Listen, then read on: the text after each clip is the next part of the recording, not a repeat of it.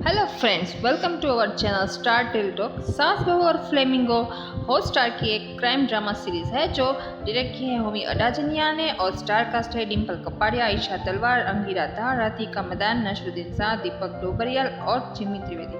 तो कहानी शुरू होती है राजस्थान के एक रण प्रदेश से, जहां सावित्री यानी डिम्पल कपाड़िया और उनकी दो बहू यानी ईशा तलवार और अंगिरा दार और एक बेटी यानी राधिका मदान से, सावित्री जिसे गांव में सब प्यार से रानी माँ कहकर बुलाते हैं। तो कहानी की शुरुआत में हम देखेंगे कि बिजली यानी रानी माँ की बड़ी बहू मुंबई में अपने एक माल की कंसाइनमेंट के सिलसिले में होटल के बार में वेश बदल कर जाती है। तो दूसरी ओर डेप्यूटी सीएम का बेटा जो उसी होटल के बार में फ्लेमिंगो यानी ड्रग्स खरीदता है और उसको लेने के बाद वहीं बार में खून की उल्टियाँ करने लगता है और उसे अस्पताल ले जाया जाता है। तो बिजली अपना काम पूरा करके वापस हवेली आती है। रानी माँ के दो बिजनेस है, एक राजस्थान का सिलाई बुनाई और कला का और दूसरा फ्लेमिंगो यानी ड्रग्स का।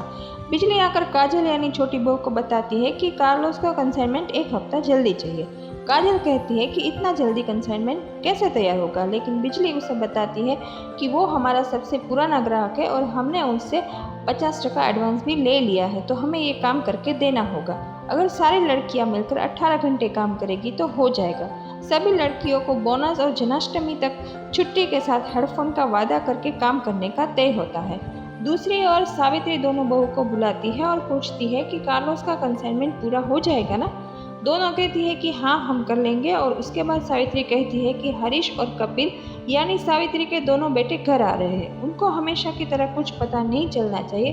बिजली और काजल कहती है कि आप चिंता ना करें, वो सब संभाल लेगी। तभी सावित्री शांता के बारे में पूछती है। शांता यानी राधिका मदन जो सावित्री की बेटी है और फ्लेमिंगो बनाने का फॉर्मूला उसी के पास है। तो दूसरी ओर जीमा सावित्री से कहता है कि उसे अब दोनों बेटों को सब कुछ बता देना चाहिए, पर सावित्री मना कर देती है कि अभी नहीं। जीमा सावित्री से कहता है कि तूने बेटी और बहू को पास रख लिया और बेटों को दूर भेज दिया।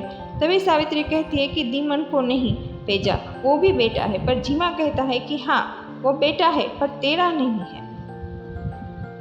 तो दूसरी ओर काजल और बिजली बातें कर रही होती है। तभी काजल कहती है कि हमें शांता और दीमन जैसी आज़ादी कब मिलेगी। तभी बिजली कहती है कि हम भी सब करेंगे, अभी वो थोड़ा धीरज रखे। तो मुंबई में पुलिस उस सप्लायर को पकड़ लेती है जिसने डेप्यूटी सीएम के बेटे को ड्रग्स दिया था और उसकी सख्ती से पूछताछ करती है।